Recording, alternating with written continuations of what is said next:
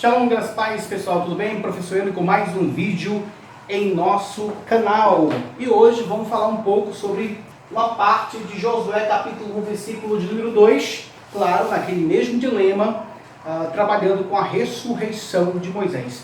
Moisés ressuscitou ou não? Há um entendimento, diante desses versículos, que Moisés ressuscitou, ou existem outros versículos que apoiam isso? Então, vou fazer uma pequena análise, uma breve observação em relação a Josué capítulo 1, versículo 2, tá? Que eu acredito que vocês já saibam, e também no livro de Deuteronômio algumas pequenas partes, tá bom? Mostrando assim o entendimento dentro do texto grego. Eu não vou analisar diretamente o texto hebraico, mas eu vou analisar diretamente o texto grego, o que os escritores da Septuaginta entendiam dentro desses pressupostos, aquela ideia que saía diretamente do hebraico, o que passava pela mente deles e o que escreveram correspondendo à língua grega, com praticamente a um trabalho que eles fizeram, que é a Septuaginta, em relação ao texto hebraico, como eles entendiam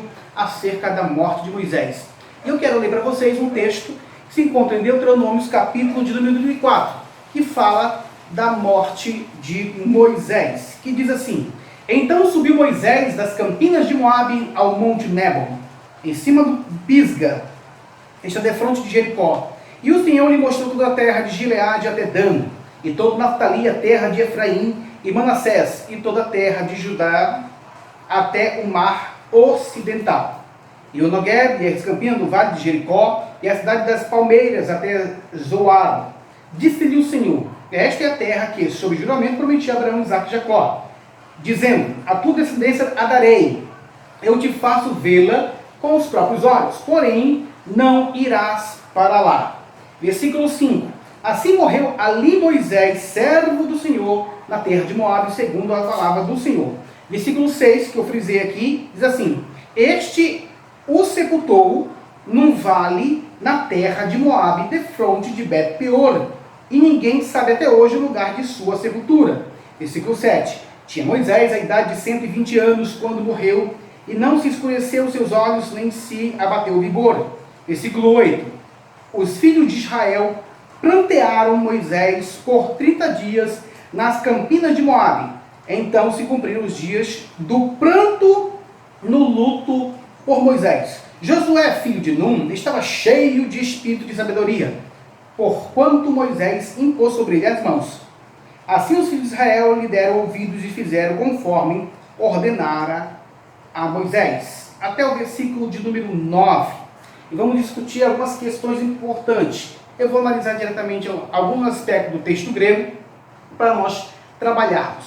Versículo de número 6, que nós temos aqui, eu estou aqui com o meu computador aberto, nós temos uma expressão interessante em grego que vamos analisar alguns pressupostos. Diz assim: Kai etapsan autu engai, ou seja, e o sepultaram. Interessante. O texto grego que nós temos aqui, etapsan, é um verbo no modo indicativo.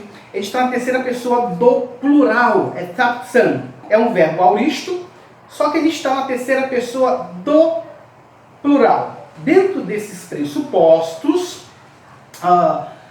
literalmente nós temos e o sepultaram, ou seja, e eles o sepultaram. Nós vemos o versículo anteriormente, o versículo de número 5, a frase termina basicamente assim, o versículo de número 5. Enge Moab dia rematos queriu, ou seja, na terra de Moabe, por meio da palavra do Senhor. Na terra de Moabe, por meio da palavra do Senhor, os tradutores colocam segundo a palavra do Senhor. Aí no versículo de número 6, nós temos Kai etaptan autu engai ente Moab, ou seja, e eles o sepultaram. Sepultaram quem? Sepultaram Moisés. E eles o sepultaram Engai, num vale. Aí nós temos Enge Moab, na terra de Moabe. E eles o sepultaram na terra de Moabe. Engus oiku fogor. Engus oiku fogor, ou seja, próximo da casa de Fogor. O texto hebraico é chamado de Bet Peor, que é aqui no grego nós temos oiku fogor. Então, casa de fogor, Bet Peor. E o grego trabalhou com casa de fogor, ou seja, casa pode ser entendido também como cidade, né? Próximo da cidade de fogor. Kai ook oiden udes ten tafen autogeos ten gemeras talques. O que nós temos aqui? E ninguém sabe. Literalmente nós temos e não sabe ninguém. Uk oiden udes. Testafon. Ninguém sabe a sepultura. Aí nós temos aqui a expressão tauten, que é um pronome demonstrativo fazendo relação com o antecedente. Tafen. Literalmente nós temos ninguém sabe a sua sepultura. Mas com uma tradução mais dinâmica, podemos dizer o seguinte: ninguém sabe a sua sepultura ou o local da sua sepultura. Aí nós temos também Reos tes remeras, ou seja, Reos, nós temos uma preposição, tá? Uma preposição. Quando essa preposição imprópria, ela é entendida também como advérbios que a tradução coloca até o dia de hoje. Quando a preposição imprópria, reos, é usada com um substantivo, no caso genitivo, nós temos até. No caso aqui, nós temos a expressão remera, ou seja, até o dia de hoje, até este dia, até hoje. Literalmente, nós temos aqui, e o sepultaram no vale, na terra de Moabe, próximo da casa de Fogor. E ninguém sabe até hoje o local de sua sepultura. Este é o texto que nós temos aqui. Então, ninguém sabe até hoje o local de sua sepultura. E diz que até hoje. Ou seja, o que nós temos aqui? Nós temos o entendimento que ainda eles entendem que Moisés permanece morto. Esse advérbio de até hoje ninguém sabe o local de sua sepultura, ou seja, possivelmente poderia alguém já estar vasculhando, verificando aonde realmente Deus sepultou Moisés, porque o texto que nós lemos, nós entendemos que Deus sepultou Moisés num vale, na terra de Moabe, próximo de Fogor, que no hebraico nós temos Bet Peor. Bet Peor, no grego nós temos oiko Fogor, ou seja, na casa de Fogor, próximo da casa de Fogor, que Deus sepultou Moisés. E a ênfase é, e ninguém sabe até hoje, o que oideudes temos tafen altes, ou seja, ninguém sabe a sua sepultura. Uma tradução mais livre, ninguém sabe o local de sua sepultura. Aí vai, reos ten hamer, ou seja, até o dia de hoje. Se até o dia de hoje ninguém sabe a sua sepultura, então se tem uma ideia que eles entendiam que Moisés ainda permanecia morto. Esse é o texto que nós temos, tá bom? Nós temos aqui o versículo de número 8. O versículo de número 8 diz assim: os filhos de Israel prantearam Moisés por 30 dias. Ou seja, os filhos de Israel prantearam Moisés por 30 dias nas campinas de Moabe. Então se cumpriram os dias do pranto, do luto por Moisés. Aí o texto segue já com Josué cheio do Espírito Santo. 30 dias prantearam e depois dos 30 dias se cumpriram o pranto e o luto por Moisés. Agora vamos para Josué, capítulo de número 1, versículo 1 em diante. Aí o que nós temos aqui no capítulo 1, versículo de número 1 em diante? Tá bom? Nós temos aqui: e sucedeu depois da morte de Moisés, servo do Senhor, que o Senhor falou a Josué, filho de Nun, servo de Moisés, dizendo. No texto grego, essa pequena parte é interessante. Nós temos Kai egenetometaten teleuten Moisés. Ou seja, e depois, e sucedeu depois da morte de Moisés. Sempre assim, depois da morte de Moisés. Se nós pegarmos esse texto e linkarmos com Deuteronômios, capítulo 34, versículo de número 8 e 9, fala que depois que prantearam a morte de Moisés, vai acontecer esse evento onde Deus vai chamar Josué. Então nós temos essa expressão teleutes que diz que é depois da morte de Moisés. Teleuten Moisés, ou seja, sucedeu depois da morte de Moisés. Então, nós temos esse texto aqui e vamos para o versículo de número 2, que é a nossa análise, tá? Lembrando que sempre nós temos a nossa análise em língua grega. Partindo desse pressuposto, olhando esse pano de fundo, que é onde Deuteronômio 34 termina com a morte de Moisés, 30 dias estão pranteando. Agora, depois disso acontece, versículo 1 do livro de Josué vai registrando, versículo 1, capítulo 1, versículo de número 1, registra um acontecimento depois da morte de Moisés. Depois dos 30 dias, nós temos o quê? Moisés, ho terrapomu teteleteken nuon anastas diadethi ton Jordanen sukaipas holaos autos evstengens gen egodidomi autos. Vamos trabalhar o seguinte, o que nós temos? Que Moisés, o terrapomu, meu servo, o meu servo, tá? Você vê essa expressão aqui, Moisés, o meu servo. Meu servo o quê? Aí nós temos Teleutheken. Isto aqui, pessoal, indica, aqui é um verbo, isso aqui é um verbo perfeito. Perfeito é o tempo desse verbo. Por quê? Nós temos aqui uma reduplicação, tá? Reduplicação, na verdade, do tal, que é o tema, e nós temos o epsilon de aumento, que indica uma ação passada. Aí nós temos a construção leutheken. Bom, então dentro desse pressuposto, nós temos Moisés, o meu servo, uma tradução que coloca morreu. Essa expressão morreu, diante do verbo no tempo perfeito, o tempo perfeito mostra algo que aconteceu no passado e que os seus resultados ainda permanecem no presente. Este é o tempo perfeito.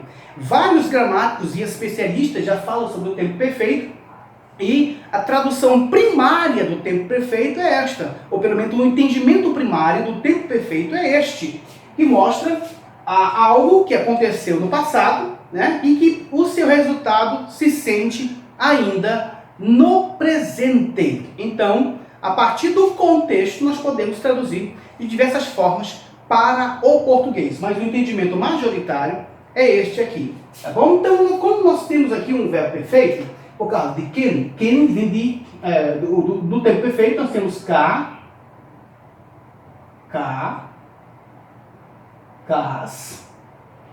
e ken, tá bom? Muitas vezes aparece somente que e não com ni, mas nós vamos colocar com ni. Aí nós temos kamen, kati e kasim. Acontece kasim, tá bom? Ou can. Essas são as construções. Nós temos primeira pessoa, segunda pessoa e terceira pessoa do singular. Primeira pessoa, segunda pessoa, terceira pessoa e as duas formas para o plural. Aqui é singular e aqui é plural. Tá bom, pessoal? Essa aqui é a construção das terminações do tempo perfeito. Kakasken, kamen, kakan ou kasim. Entende? Então, teteleu, teken, mostra a terceira pessoa do singular. Então, dentro desse pressuposto, já indica que Moisés morreu. Como está no tempo perfeito, dá uma ideia de morreu, né, uma ação passada, que seus resultados ainda permanecem no presente da fala do autor. Por isso que nós temos no contexto que até o dia de hoje, ninguém encontrou a sepultura de Moisés. Então, quando o autor vai escrever isso aqui, se ele quisesse somente que Moisés morreu, trabalhando um foco somente no passado, né, sem especificar os seus resultados, ele colocaria no auristo. E no auristo nós temos, vamos construir no auristo, nós temos aqui a expressão teleu. O que nós temos aqui? Teleu. Aí eu preciso colocar aqui um epsilon de aumento, tá bom? Que indica uma ação passada, teleu. Aí nós temos essa vogal, tá? Alongada, porque teleu, teken, vendi, teleu,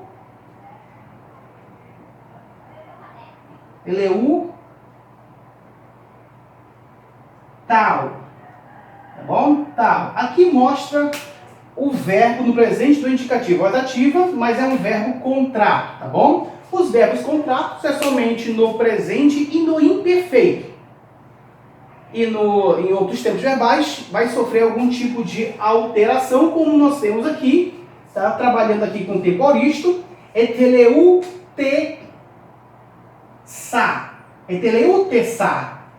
E eteleu te sa, se formos transformar para a terceira pessoa do singular, nós temos aí sa, sas, sen, samen, sati e san. Sa, sai, sen, samen, sat, san. Tá bom? E nós temos sa, sai, sen, samen, sat e san. Isso aqui no auristo. Esta construção, eu vou colocar aqui na terceira pessoa, tá bom? Agora, aqui está na primeira, vou alterar para colocar na terceira pessoa. Então ficaria eteleu te san. Moisés morreu. No sentido auristo, indica uma ação passada, sem especificar os seus resultados. Então eu tenho eteleu te san. Deixa eu colocar mais próximo aqui isso aqui, tá? Eteleu tesen. Aqui ele coloca a acentuação. Mas, contudo, no entanto, nós encontramos o verbo no tempo perfeito, que mostra uma ação passada, algo que foi feito no passado, que os seus resultados ainda permanecem no presente, ou seja, o presente do autor, daquilo que o autor está expressando. E esse verbo também aparece aqui, se nós consultarmos, esse verbo também aparece em 1 Macabeus 9 e 29. Tá? 1 Macabeus 9 e 29. Afru rodefusur Judas teteleu teken, ou seja, desde que teu irmão Judas morreu. Ou seja, é uma frase que Macabeus que está mostrando Judas Macabeus que morreu, ou seja, já tinha morrido, então a frase é expressa diante de um tempo perfeito, mostrando que os seus resultados ainda permanecem no presente, ou seja, ele continua morto ainda, desde que Judas morreu. Então, indica que os resultados no tempo perfeito surte ainda no presente. Na verdade, muitos gramáticos trabalham o seguinte, que o tempo perfeito é praticamente uma combinação do auristo com o tempo presente. Do auristo com o tempo presente. Então, dentro desses pressupostos, nós já observamos esse quesito. Então, Josué 1:2 já trabalha dentro dessa situação. Então, gente, o verbo no tempo perfeito indica uma ação passada que tem os seus resultados no presente, tá bom? Depois nós temos isso. No on anastas diabeti. Pois, agora, essa é a tradução, vou traduzir esses dois aqui. Vou traduzir o advérbio mais a conjunção, tá bom? Pois agora, tá? Pois agora, anastas.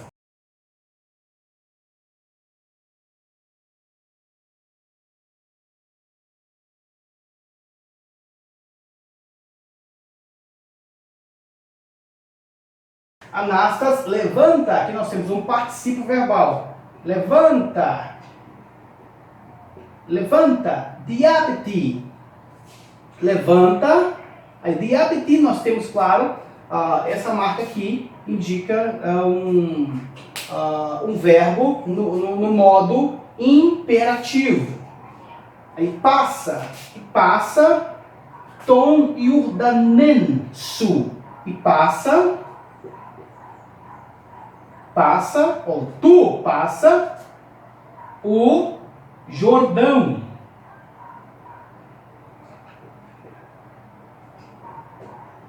Ok? Basicamente, podemos traduzir essa questão. Pois agora, levanta, passa o Jordão tu. Tu passa o Jordão. Aí o que nós temos? Cai, paz e todo Rolaos, ou seja, o povo. Rolaos autor. Este,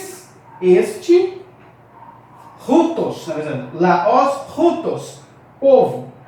O que nós temos aqui? Nós temos passa o Jordão tu e todo este povo. Passa o Jordão tu e todo este povo. Aí, para, vou traduzir para aqui, tá bom? Nós temos uma preposição. Para, gens, ten gens, terra. Mas para a terra, que, ego, eu, didomi, dei, ou dou, eu dou, lhes, tá bom? Traduzir, dou-lhes, tá? Estou fazendo separado para vocês entenderem, tá bom? Dou-lhes, beleza? Separado para vocês entenderem como é que funciona esse quesito. Então, nós temos aqui a tradução, nós temos Moisés roterapon, Moisés roteraponu, o meu servo, tá? Teteleu teken, ou seja, meu servo morreu, e o resultado da morte de Moisés ainda é sentido no tempo deles. Morreu, pois agora. Morreu, pois agora, levanta. Levanta quem? Levanta tu, ou levanta e passa tu, o Jordão. Levanta e passa tu, o Jordão. Aí vai, e todos caipas rolaos, rutos, e todo o povo este, e todo este povo. Restenges ren, ou seja, para a terra que, egodidomi autos, que eu lhe dou, eu estou lhe dando, eu dou-lhes.